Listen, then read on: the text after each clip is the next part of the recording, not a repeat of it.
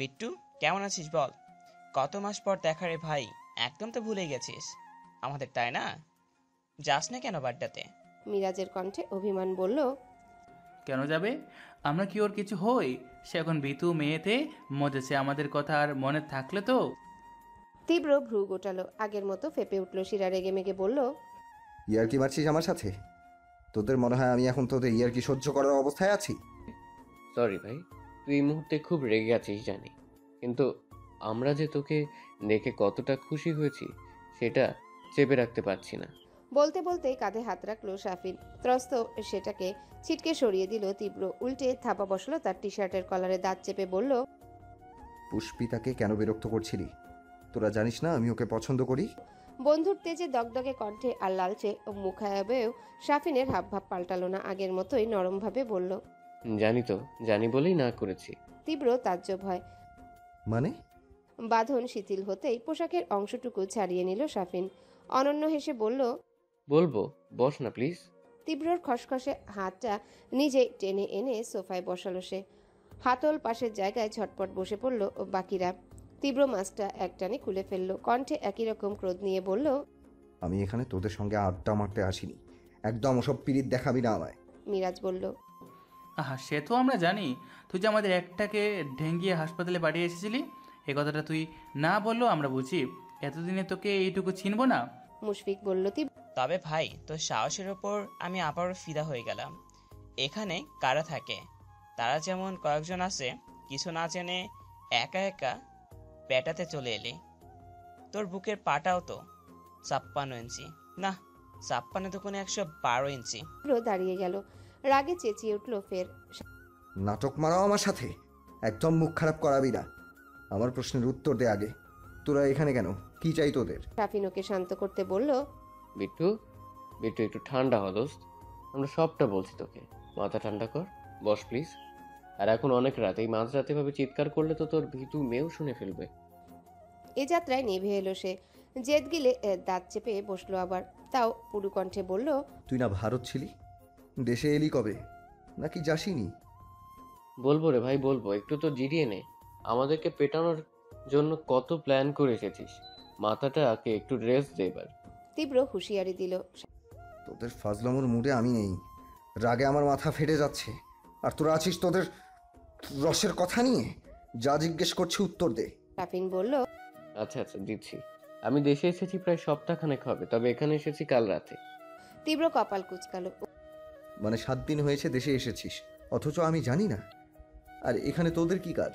মুখ ভার করে বলল, কিরে, জানাবো তোকে? তোর কি এখন আমাদের জন্য সময় আছে? একটা মেয়ে পেয়ে আমার বন্ধু দিন দুনিয়া এমন ভাবে ভুলেছে। বন্ধু কবে দেশে এলো, কি করলো, কিচ্ছু জানে না। তুই আমার একটা খোঁজ পর্যন্ত নিসনি বিট্টু। তীব্র চোখ বুজে শ্বাস ফেললো। প্রয়াস চালালো রাগ আটকাতে। তার বন্ধু মহল পুষ্পিতাকে এমন নোংরা চিঠি পাঠিয়েছে কথাটা মনে করলেও আগুন জ্বলছে মাথায়। আমি খোঁজ নেইনি বলে ভীতু মেয়ের পেছনে পড়েছি?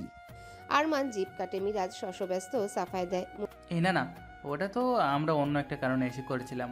মুশফিকের কণ্ঠে বিরক্তি বলল, আমি জানতাম বিট্টু রেগে যাবে, এই জন্যই তো প্ল্যানে আমি থাকতে চাইছি। তোদের সব কয়টার জন্য এখন আমিও মার খাবো। শিশুর মতো ঠোঁট উল্টায় সে। তীব্র সরু চোখে চাইল। কিসের প্ল্যান? ফের মুখ দেখা দেখি করলো ওরা।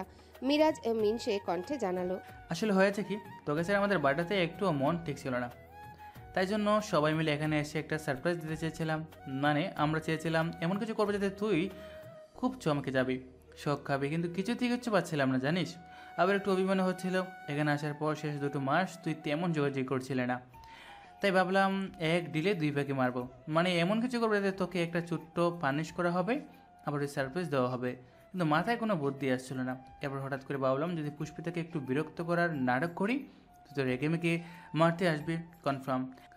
এসে যদি দেখিস আমরা এখানে, তখন তোর বরকে যাওয়া চেহারা দেখি আমরা মজা নেব ভেবে সেজন্য কাল যখন ওদের বাসায় তোকে আর নায়েদকে এক নজরে দেখলাম, সেই সুযোগটা আর হাতছাড়া করিনি।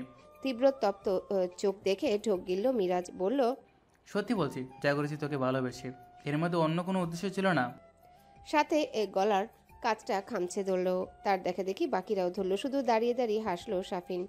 তীব্র নিরুত্তর বসে বসে কামরার চারপাশটা দেখলো একবার। কয়েকটা এলোমেলো রাখা পানির বোতল, সিগারেটের ছাই ভরা অ্যাস্ট্রে, দরজার পেছনের হ্যাঙ্গারে ঝুলানো শার্ট, এক কোনায় রাখা 3টা লাগেজ, আর ফ্লোরে বিছানো একটা চওড়া বিছানা, সাথে কয়েকটা প্লেট বাটি ছাড়া তেমন কিচ্ছু নেই। খায় কোথায় এগুলো? বাইরে থেকে অর্ডার করে আনে? ফোঁস করে শ্বাস ফেলল তীব্র। মিরাজকে সে চেনে, গোটা বন্ধুদেরই তো আগাগোড়া জানা। ওরা এমন কিছু করার কথাও নয় যাতে সে রেগে উল্টোপাল্টা ঘটায়। সব মিলিয়ে ক্ষণিকের বিভ্রান্তিটুকু উবে গেল এবার। অতিষ্ঠ ভঙ্গিতে বলল, সারপ্রাইজ দেওয়ার জন্য এরকম জঘন্য প্ল্যান কারো মাথাতে আসতে পারে? এত গবেট কেন তোরা? মুশফিকও সায় মেলায়। তীব্র রাগ ক্ষোভ আর টেকেনি, বরং হাসি পেল। সবগুলো মাসখানেক ধরে তার নাকের ডগায় একটা বাসা ভাড়া নিয়ে থাকছে, আর সে কিছুই জানতে পারল না। জানার চেষ্টাও করেনি অবশ্য। পুষ্পিতা আর নিজের শিক্ষক সত্তা জিইয়ে রাখতে এমন ডুবেছিল, অন্যদিকে নজর ফেলার সময় কোথায়? তাহলে এজন্যেই দুবার বাড্ডা গিয়ে একটাকেও পায়নি। সাব্বির যে বলে গেছিল জরুরি কাজের কথা, এই তবে জরুরি কাজের নমুনা। তখনই হতাশ শ্বাস ফেলল সাফিন। আহত কণ্ঠে বলল, আর আমি তো কিছু না করেই লাথি খেলাম। এখানে এলামই কাল রাতে, আর আজকেই লাথি দিয়ে আমাকে স্বাগত জানানো হলো। অবসর থেকে ভালো অভ্যর্থনা বিট্টু মাস্তান দিতে পারে? পরপরই মুখ কালো করে বলল, আমাদের দেখে তুই খুশি হসনি বিট্টু? তীব্র সব ক্ষোভ শেষ, উধাও অযাচিত ক্রোধ। বন্ধুদের দেখে খুশি হওয়ার সত্যিটা ঠোঁট ফুঁড়ে বেরিয়ে এলো এখন। উঠে এসে জড়িয়ে ধরল সাফিনকে। বাকিদের ঠোঁট জুগুলে ফোয়ারা ছুটল হাসির। স্বস্তিতে লুটপাট হলো বক্ষ। যাক, বিট্টুটা ভুল বোঝেনি তাহলে। তীব্র ওদের উদ্দেশ্যে হাত বাড়ালো তখনই। অমনি এক একটা ছুটে এসে যে যার মতো চাপড়ে ধরল ওকে। 5 বন্ধুর মিলনের উল্লাস ভেসে বেড়ালো হাওয়ায়। সকলের সাথে তাল মিলিয়ে হৈ হৈ করলো বাড়িঘর। তীব্র সরে এসে শুধালো। আন্টি কেমন আছে? সাফিন হৃষ্টচিত্তে বলল, আলহামদুলিল্লাহ, খুব ভালো। ওদের চিকিৎসা ব্যবস্থা এত দারুণ না? অপারেশনের পরেই মাফিক। ও হ্যাঁ, আসার সময় আমাকে বারবার বলেছে তোকে সাথে নিয়ে যেতে। হাসপাতালে বসে প্রাণ ভরে দোয়াও করেছে জানিস। কতবার কল করেছিলাম, ধরলি না। সময় পাইনি। আজকাল ফোন কোথায় রাখি সেটাই খেয়াল থাকে না।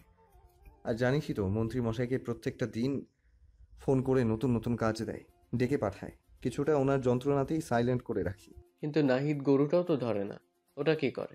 তীব্র আবারও জায়গায় গিয়ে বসলো। জিজ্ঞেস করলো প্রথমে। সিগারেট আছে? ব্যস্ত ভঙ্গিতে সিগারেট লাইটার এনে সব একসাথে এগিয়ে দিল আরমান। ও ঠোঁটে গুজে আগুন জ্বালাতে জ্বালাতে জানালো, সে আজকাল আমার থেকেও ব্যস্ত থাকে, চাকরি খুঁজছে। এতবার বললাম আমি ব্যবস্থা করে দেই, শুনলো না। তারপরও আবার আমাকে পড়াতেই সহসা হোঁচট খেলো ওরা। বুঝতে না পেরে বলল, তোকে পড়াতে হয় মানে? তীব্র দীর্ঘশ্বাস ফেললো, বিরক্ত কণ্ঠে জানালো, আর বলিস না তো। ছোট থেকে পড়াশোনাতে মনোযোগ না দিয়ে যে কি ভুল করেছি। লেকচারার হওয়া কি মুখের কথা? নিজেকে জানতে হয়, তারপর অন্যদেরকে শেখাতে হয়। সেজন্য রোজ রাতে নাহিদ যেটা দেখিয়ে দেয়, পরের দিন আমি সেগুলো গিয়ে পড়াই। তারপরও ভয়ে থাকি সিলেবাসের বাইরে না কেউ কোনো প্রশ্ন করে ফেলে, তাহলে তো হাঁ করে চেয়ে থাকা ছাড়া কোনো উপায় থাকবে না। ওরা বিমূঢ় হয়ে আবারও মুখ চাচাই করলো। সাফিন বিস্ময় নিয়ে বলল, বিট্টু মাস্তান এখন ভয়েও থাকে, আবার পড়াশোনাও করে? বাপরে বাপ।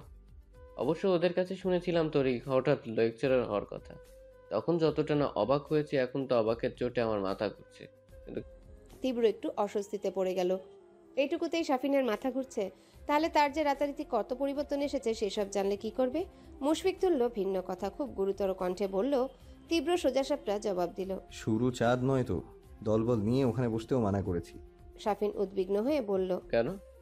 এত বছরের পুরনো জায়গা, আমাদের কত মানুষের মধ্যে ভয় ঢুকিয়ে নিজেদের জায়গা বানিয়েছিস তুই। হুট করে সবকিছু কেন উঠিয়ে ফেলতে বললি? আরমান বলল, এর আগে নাকি গিয়ে বলে এসেছে মেয়েদের দেখলে টিস না করে সেটা বল। তীব্র বলল, বলার দরকার নেই, আমার কাজ আমার মাথায় আছে। আর যা করেছি বুঝে শুনেই, কারণ ছাড়া আমি কোনো কাজ করি কখনো দেখেছিস? তার এক একটি রহস্যমোড়া কথায় চারজন তলিয়ে গেল বিভ্রমে। কিছু বুঝতে না পেরে বোকা বোকা চোখে চেয়ে রইল কেবল। তীব্র নিজেই বলল, আমি আর এসব গুন্ডামিতে নেই। চাঁদা তোলা তো দূর, অহেতুক কারো গায়ে টোকাও দেবো না। বিট্টু মাস্তানের গ্যাং বাড্ডা থেকে বরাবরের মতো তুলে ফেলেছি। প্রত্যেকে কিং কর্তব্য বিমূঢ় হয়ে পড়ল। ফ্যালফ্যালে বিস্ময়ে সমেত চেয়ে রইল কিছুক্ষণ। পরপরই ধরফর করে পাশে বসলো এসে। মিরাজ মুখ খুলল আগে, কণ্ঠে অবিশ্বাস। কি বলছিস? তুই না বলেছিলি মানুষকে ভয় দেখাতে, তাদের চোখে তোর জন্য ভয় দেখাতে তোর ভালো লাগে, আনন্দ হয়, তাহলে হঠাৎ কি হলো? তীব্র চাহনি নরম হলো, অন্যরকম শোনালো। ভরাট স্বর বলল, না, মানুষকে ভয় দেখিয়ে যে আনন্দ, তার থেকে অনেক বেশি আনন্দ ওদের মুখে হাসি ফোটানো।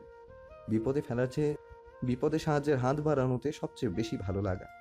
যখন কাউকে একটু সাহায্য করবি, তখন যেভাবে দোয়া করবে ওরা, দেখবি তোর দুনিয়াটাই বদলে গেছে। তুই ভেতরে যাই হোস না কেন, একটা মানুষের কাছে নিজেকে ভালো মানুষ বানাতে যে সুখ, সেসব অন্য কিচ্ছুতে নেই। কথার পিঠে ওদের শব্দ ভাণ্ডার ফুরালো। হতবিহ্বলতায় কিছুই বলতে পারছে না। এতগুলো বছর যে বিট্টুকে চিনে এসেছে, দেখে এসেছে, এ যেন সে নয়। দুজনের মাঝে আকাশ পাতাল তফাৎ। তীব্র ফের বলল, আমি এই 4 মাস ভিতু মেয়ের সাথে থেকেছি। পৃথিবীটা না অন্যরকম সুন্দর। আচ্ছা, প্রথমবার আমি কাউকে হাসপাতালে নিয়ে চিকিৎসা করিয়েছি জানিস? প্রথমবার মায়ের মতো কেউ আমার মাথায় হাত রেখে দোয়া করেছে। প্রথম কারো ঠোঁটে আমার জন্য হাসি দেখেছি। সেদিনই ঠিক করে নিয়েছি ওসব আর নয়। আমি আর বিট্টু মাস্তান হতে চাই না। ভদ্র সভ্য লেকচারার তীব্র রেজাটাই আমার বেশি পছন্দ। আরমান হড়বড় করে বলল, কিন্তু চাপা ভাবি, কিন্তু চাঁদাবাজি তুলে দিলে আমরা খাবো কি?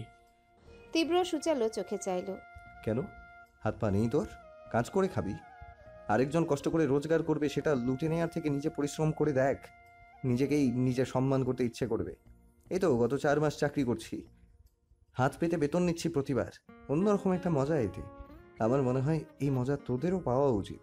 শাফিন তুচ্ছ হেসে মাথা নাড়ল, দুপাশে বলল, বিটু, তুই কি ভুলে গেছিস আমি চাকরির চেষ্টা করে তারপরেই মাস্টানিতে এসেছিলাম? এখনকার যুগে চাকরি এত সোজা না রে। আবার আমাদের তো ব্যাকআপও নেই। মিরাজও সমান মুখ কালো করে বলল। সেই তো আমার সার্টিফিকেটের যে দশা, চাকরিটা দেবে কোন পাগলে? তীব্রকে বিচলিত দেখা গেল না, ধীর স্থির জানালো, তোরা চেষ্টা কর। ইন্টারভিউ অবধি তোদের দায়িত্ব। এরপর কাজ পাবি না পাবি সেটা আমি দেখে নেব। চাকরি নিয়ে তোদের ভাবতে হবে না, ওসবের জন্য মন্ত্রীমশাই আছে তো। মনের মতো সমাধান পেয়ে ওরা খুশি হয়ে গেল। একে একে উচ্ছলতা ভিড়ল নিভে থাকা চেহারায়। তবে এতটা সময় পাশে চুপটি করে দাঁড়িয়েছিল মুশফিক। বুদ্ধিমান ছেলেটা সূক্ষ্মভাবে লক্ষ্য করছিল তীব্রকে। এবার এসে কাছে দাঁড়ায়, কাঁধে হাত রেখে বলে, বিট্টু, তোর কি মনে হয় না ওই মেয়েটার প্রতি তুই একটু বেশি ডুবে গেছিস? তীব্র আজকে মিথ্যে বলল না, ইগো বজায় রাখতে কোনো রকম ভনিতাও করেনি। সোজাসুজি জানালো। যাচ্ছি না, গিয়েছি। আমি ওকে ভালোবাসি। মুশফিক চমকে তাকায়। একই রকম থমকে থাকে সকলে, সমস্বরে চেঁচিয়ে ওঠে। কি? আরমান অধৈর্য হয়ে বলল, আর ওই মেয়েটা, ও তোকে ভালোবাসে? এই যাত্রায় হতাশ ছাপ বসলো তার শুকনো আদলে, তেমনি নিরাশ কণ্ঠস্বর। না, কিছু তো বলিনি। মুশফিক বলল, এখনো না? কবে বলবি তবে? জানি না। যখন মনে হতো ওকে পছন্দ করি, ততদিন সবকিছু গুছিয়ে করেছি। প্ল্যানের বাইরে কিচ্ছু হয়নি। অথচ যবে থেকে নিশ্চিত হলাম ওকে ভালোবাসি, তবে থেকে ওকে দেখলেই আমার সব এলোমেলো হয়ে যাচ্ছে। মনে হচ্ছে আমি আমার মধ্যে নেই। এজন্য কিছু চেয়েও করতে পারছি না। তাড়াহুড়োতে সব হাতছাড়া হয় যদি। সে বলল, হাতছাড়া? কি যে বলিস বিট্টু, তুই হলি তীব্র রেজার তালুকদার, স্বরাষ্ট্রমন্ত্রী জামশেদ আঙ্কেলের ছেলে। নিজেরও তো নাম ডাক আছে। তোর নজরে যেটা পড়বে সেটা হাতছাড়া হতেই পারে না কখনো। তীব্র বিদ্রুপ হেসে বলল, যে নাম ডাকের কথা বলেছিস, ওসব শুনলে প্রেম যেটুকু হওয়ার সেটুকু হবে না। মিরাজ যুক্তি দেয়। তাও ভাই, যাই বলিস তুই, ওই মেয়ে যা বিধু, মনে নেই শাফিনের হাতে ছুরি দেখি কেমন অজ্ঞান হয়ে গেছিল?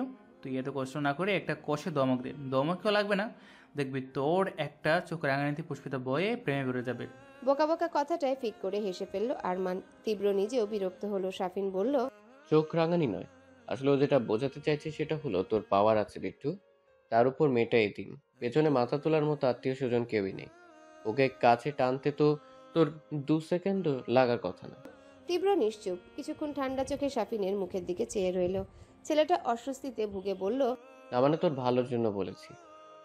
তীব্র দৃঢ় কণ্ঠে সুদৃঢ় জবাব আসে। ফুল কখনো বজ্রপাতে ফোটে শুনেছিস? শুনিসনি। কারণ ফুল ফোটে মালির যত্নে। পুষ্পিতা আমার কাছে ফুল, ভীষণ কোমল সুন্দর একটি ফুল। যে ফুলে পাওয়ার খাটিয়ে মুষড়ে দেওয়ার মতো ফুল তো দূর, জোড়া জুড়ির একটা আঁচও লাগাবো না আমি। যত্ন করব, ভীষণ যত্ন। সেই সাথে পৃথিবীর সবটুকু নিবেশন দিয়ে বাঁচিয়ে রাখবো আমার বুকের মধ্যে। মারকুটে তীব্রর মুখে আচমকাই প্রেমিক সুলভ কাব্য সবার যুক্তিতর্ক হারিয়ে যায়। তবে বিস্তর হাসল শাফিন। আনন্দে উচ্ছ্বাসে ফেটে পড়ে বলল, বাবা, শেষমেশ আমাদের বন্ধুটা প্রেমে পড়েছে তাহলে। যাক, খুব করে চাইছিলাম কেউ একজন আসুক। এই যে তোর মেয়েদের প্রতি চূড়ান্ত অনীহা ছিল, কাটিয়ে দিক সেটা। দেরিতে এলেও এসেছো তো। যার জন্য বিট্টু মাস্তান রীতিমতো লেকচারার বনে গেল। সে মেয়ে কিন্তু তোর থেকেও পাওয়ারফুল রে বিট্টু, সাবধান। সবার হাসির মাঝে ভাবনায় বুধ হলো তীব্রতা পর আচমকাই গম্ভীরতার ছাপ বসলো। আননে ফট করে প্রশ্ন ছুড়ল। তোরা এখান থেকে কবে যাচ্ছিস? হাসি হাসি মুখগুলো চুপসে এলো। অমনি মুশফিক মিনসে কণ্ঠে বলল। কেন থাকি না কয়দিন? তীব্র চড়া কণ্ঠে বলল। একদম না, তোদের নিয়ে বিন্দু মাত্র রিস্ক নেব না আমি। এখানে থাকলে কোনো না কোনো গন্ডগোল তো নিশ্চয়ই ঘটাবি। মিরাজ ব্যস্ত যুক্তি দিল। তীব্র বিশ্বাস কর, আমরা এরকম কিছু করবো না। তুই ভালো হয়ে গেছিস না, এবার আমরাও হব। এই তো এখানে 1 মাস এসেছি, কোনো মেয়েকে বিরক্ত করিনি। আর বিরক্ত করব কি ভাই, আমরা তো বাইরে বেরই হয়নি। খাবার দাবার সব অনলাইনে আনিয়েছি। বাড়িতে যা লাগতো ওই দারোয়ানের ছোটো ছেলেটাকে দিয়ে আনতাম। পৌঁছালো। তা কতদিন বসে বসে খাবি এভাবে? বের হতে হবে না? তখন তো অকাজ ঠিকই করবি। আরমান বলল। বসে খাবো না তো আমরাও চাকরি করব। তুই আঙ্কেলকে দিয়ে সুপারিশ করলেও তো চাকরি কনফার্ম হতে, তাই না? আর দেখ ভাই, চাকরিতে ঢুকলে অফিসের অত খাটাখাটিতে দম ফুটবে না, মেয়েদেরকে টিস করব। শাফিন বলল। আমি তো এখানে থাকতে পারবো না। মা আর বোনকে দেখার জন্য আমি ছাড়া তো কেউ নেই। তবে ওরা থাকুক না বিট্টু, এবারের মতো বিশ্বাস কর বেচারাতে। তোকে ছাড়া আসলে আমাদের ভালো লাগে না। ওরা থাকলে আমিও মাঝে মধ্যে আসবো। সেই কবে থেকে সবাই একসাথে চলছি, প্লিজ তাড়িয়ে দিস না। মুশফিকের কণ্ঠে অনুরোধ। আমরা প্রমিস করছি এসব কিছু করব না যাতে তোর অসুবিধা হয়। আমরা প্রমিস করতেছি এমন কিছু করব না যাতে তোর অসুবিধা হয়। হ্যাঁ, কিছু করব না। এতজন এতবার করে বলায় তীব্র দমে এলো। মুখের উপর মানা করতে মায়াও হলো বটে, তবে সতর্ক করলো কড়া গলায়। কথাগুলো যেন মনে থাকে। ফ্ল্যাটে আসা 4 মাস, অথচ এই প্রথম ছাদে এলো নাহিদ। আহামরি সুন্দর বলতে এখানে কিছু নেই, বরং এপাশ ওপাশ টাঙানো দড়িগুলো মাথার উপর ঝুলছে। এক কোণে কয়েকটা নয়নতারা গাছের চারা, আর বিশাল বড় একটা ট্যাঙ্কি ছাড়া বাকি সব ফাঁকা।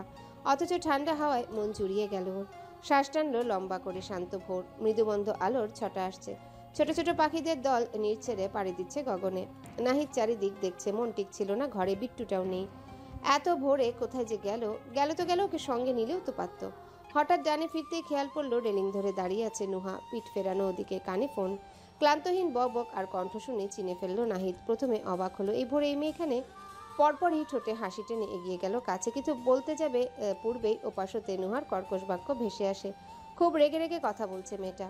অমনি হাঁটুকু গিলে নিল নাহিদ। সজাগ কানে স্পষ্ট রূপে বাড়ি খেল নুহার সবকটা কথা। নিরন্তর ঝাড়ি মারছে কাউকে, মেয়েলি কণ্ঠে কি তেজ। নাহিদের দুর্বল বুকে বজ্রের ন্যায় আঘাত হানে সেসব। এমন ধমকে ধমকে কথা বলতে কোনো মেয়ে মানুষকে আজ অব্দি দেখেনি সে। মেয়েরা হবে মোমের মতো নরম, যেমন কোমল মন তেমন কোমল চাঞ্চলন থাকবে এদের। তা না, এই মেয়েকে দেখো।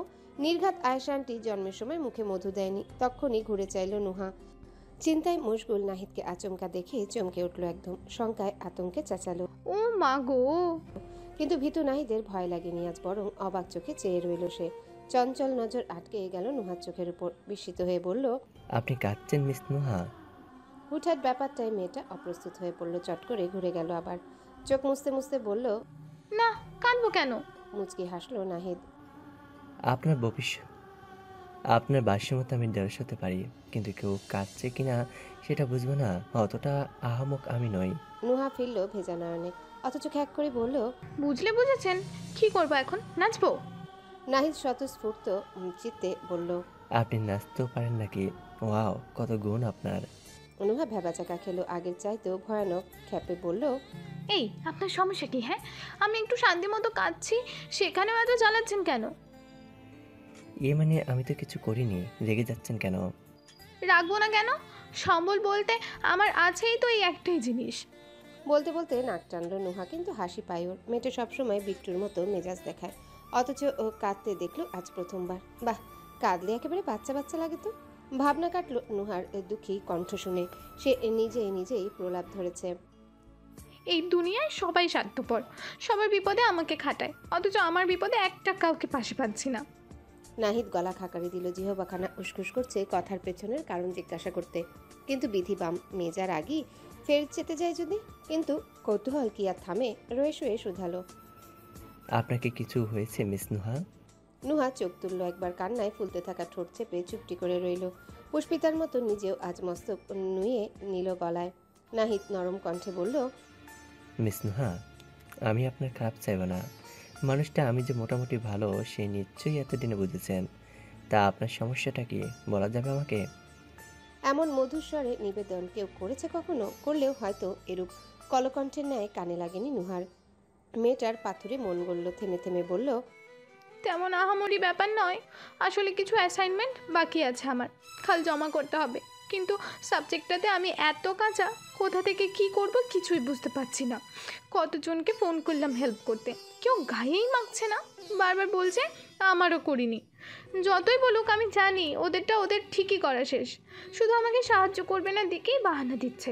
কাল ঠিকই সময় মতো শো করবে ম্যামের সামনে। এই অ্যাসাইনমেন্ট করতে না পারলে এক্সামের সময় নাম্বার বাদ যাবে। আমি যে কি করব এখন? নাহিদ বলল। পুষ্পিতার থেকে তো হেল্প নিতে পারেন। নুহা বড় নিরুপায় চোখে চাইল। কি করে নেব? আমাদের প্রাইভেটের সিস্টেম তো ওদের সাথে মিলছে না। ও আচ্ছা। তারপর নিম্নষ্ট কামড়ে চিন্তায় ডুবে গেল নাহিদ। নুহা নিজেই বলল, আচ্ছা তীব্র স্যার কোথায়? ওনাকে খুঁজছিলাম, পাইনি। উনি থাকলেও কিছু হেল্প নেওয়া যেত। এইবার চমকে উঠল ছেলেটা, চোখ তুলল গোল গোল ভাবে। এই রে, বিট্টুর থেকে সাহায্য? ওটা তো এসবের কিচ্ছু জানে না, এই চ্যাপ্টারে আসেই তো নি। আমতা আমতা করল। আসলে ওর কিছু কাজ পড়ে গেছে, রাতে আসবে বা নাও আসতে পারে। নুহা মুখ কালো করে বলল, ও আমার সাথেই সবসময় এমন হয় জানেন, কখনো কেউ পাশে থাকে না। আর পুষ্পিতা পাশে থাকতে চাইলেও বেচারের উপায় থাকে না। আমার শুধু কান্না পাচ্ছে এখন। নাহিদের এত মায়া হলো, মেয়েটার কাদো কাদো মুখখানা দাগ কাটলো বুকে। আচ্ছা, সে নিজেও তো ইকোনমিক্সের ছাত্র, সিজিপিও ভালো ছিল। একবার চেষ্টা করে দেখতে দোষ কি, যদি মেয়েটার কোনো উপকার হয়। হেসে বলল, কে বললো কেউ পাশে থাকে না? এই যে আমি আছি তো। 5 ফুট 11 ইঞ্চি ছেলেটাকে আপনার চোখে পড়ছে না মিস নুহা? ও বুঝতে না পেরে বলল। কি বলছেন বলুন তো? নাহিদ বলল, আসুন আমার সাথে। কোথায় যাব? ঘরে, চাইলে আপনাদের ঘরেও বসা যায়। নুহা বিভ্রান্ত। আমি কিন্তু কিছু বুঝতে পারছি না। আহা আসুন তো, এলেই সব বুঝবেন। চপল পায়ে সিঁড়ির দিকে রওনা করলো নাহিদ। নুহা বোকার মতো কিছুক্ষণ দাঁড়িয়ে থেকে পিছু নিল তার। যেতে যেতে ভাবলো, তার কান্নাকাটির সময় যদি মজা ফজা করে, একেবারে হাতুড়ি দিয়ে মেরে মাথার ঘিলু আলাদা করে ফেলবে। সকাল 9টা। পুষ্পিতা তৈরি হয়ে বেরিয়েছে কেবল, অথচ চঞ্চল চোখ বারবার ঘুরপাক খায় তীব্রদের বন্ধ দরজার উপর। প্রতিদিন সে বের হওয়া মাত্রই স্যারকে দেখা যায়, আজ নেই কেন? পুষ্পিতা ওদের দিকে চেয়ে চেয়েই এগোচ্ছিল সামনে। সিঁড়িতে এক পা রাখতে রাখতেও তীব্রদের দরজা খুলল না। কেন যেন আহত হলো মেয়েটা। স্যার কি আজ যাবেন না? নিরাশ বদনে সামনে ফিরল। সহসা ছেদ করে উঠল বক্ষপট। চোখের নিকটেই দাঁড়িয়ে তীব্র, অমনি ত্রাসে পিছিয়ে যায় সে। মৃগনেত্র হকচকানো বৃহৎ দেখায় আরও। তীব্র ভ্রু উচালো। কাউকে খুঁজছো? পুষ্পিতা জোরে জোরে মাথা ঝাঁকালো, বোঝালো খুঁজছে না। তীব্র ঘাড় নাড়ে, শিষ্টের মতো একদিকে সরে দাঁড়ায়। চোখের ইশারায় পথ দেখালো। যাও তবে। গুটি গুটি কদম বাড়িয়ে হাঁটার চেষ্টা করলো পুষ্পিতা, অথচ মনে হচ্ছে এ যেন কটা সিঁড়ি নয়, 7 সমুদ্র 13 নদীর পথ। ফুরাচ্ছেই না। তীব্র তখন সিঁড়ির হাতলে পিঠ লেপ্টে দাঁড়িয়ে, ডান পাটা এলবো করে ভাঙা। সিঁড়ির জায়গা মোটামুটি সরু। বলবান পুরুষটির সামনে থেকে যেতে হলেও বুকের সাথে শরীর মিশবে ওর। পুষ্পিতা একটু এগিয়ে আবারও দাঁড়িয়ে পড়ল। চোখের কোনা দিয়ে চাইতেই ডান ভ্রু নাচালো তীব্র, কণ্ঠে প্রহসন।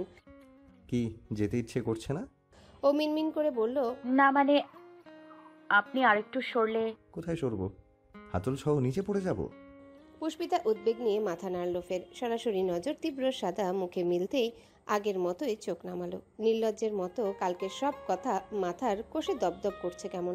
কপালের টিপ ঠিক করে দেওয়া দৃশ্যেই একই রকম চলকে উঠছে বুক। ভীষণ লজ্জায় গাঢ় হয়ে তৎপর পালাতে চাইল সে, কিন্তু না, পা দুটোতে তুষারের ধস নেমেছে যেন। ওরা বেহায়ার মতো এখানেই দাঁড়িয়ে থাকতে চাইছে। পুষ্পিতার সব মিলিয়ে হাঁসফাঁস লাগে। বেড়ে আসে উচ্চাটন। তার কুণ্ঠিত আনন্দ জুড়ে তীব্র দুষ্টু আখির বিচরণ। এমন নিষ্পলক চেয়ে থাকার মাঝেও যে কি সুখ, এমন সুখ তো ও ছাড়বে না। চোখের সঙ্গে সঙ্গে উন্মত্ত বক্ষ ভাগও জুড়িয়ে আসে হিমে। অমন দাঁড়িয়ে অনুভূতির ফেপে ওঠা পরিষ্কার টের পাচ্ছে তীব্র। এ মেয়েকে দেখলেই এত শান্তি, ছুলে কি হবে? নিম্নভার কণ্ঠের নির্দেশে পুষ্পিতা জিভে ঠোঁট ভেজালো। বলতেও পারছে না, এভাবে গেলে আপনার বুকের সাথে স্পর্শ লাগবে তো। লাজ লজ্জা ভুলে ওসব বলা যায় নাকি? মেয়েটা বিলম্ব নিয়ে আত্মস্থ করলো নিজেকে। পা বাড়াবে আচমকায় প্রশ্ন ছুড়ল তীব্র। রোদ সুন্দর না বৃষ্টি? পুষ্পিতা তবদা খায়, দাঁড়ায় ফটাফট। জি। তীব্রর কণ্ঠ তরল জিজ্ঞাসা করলো একইভাবে। রোদ সুন্দর না বৃষ্টি? এই সময় এমন প্রশ্ন আশা করেনি সে। কিছুটা মাথার উপর দিয়েও গেল। ভদ্রতায় তবুও জবাব দিল নিভুস্বরে। বৃষ্টি। কথায় দাঁড়িয়ে পড়েনি, হুট করে এগিয়ে আসে তীব্র। আকস্মিকতায় পুষ্পিতার গতর জমে গেল। বরফ বনে রইল শান্ত মেয়ের সকল অস্থিরতা। পিঠ ঠেসল দেওয়ালে। ও বলল, আমার কাছে কি সুন্দর জানো? পুষ্পিতা ঢোক গিলল, বেগ পুহিয়ে ঠোঁট নড়ল জিজ্ঞাসায়। কি? তীব্রর নজর সুনয়নার ঠার ও খিক দুটোই। কণ্ঠ খাদে নিয়ে বলল, তুমি হ্যালো বন্ধুরা, পরবর্তী পার্ট খুব তাড়াতাড়ি আসবে, তো সবাই অপেক্ষায় থাকো। আর চ্যানেলটি যারা এখনো সাবস্ক্রাইব করনি তারা পরবর্তী পার্ট দেখার জন্য চ্যানেলটি সাবস্ক্রাইব করে রেখো।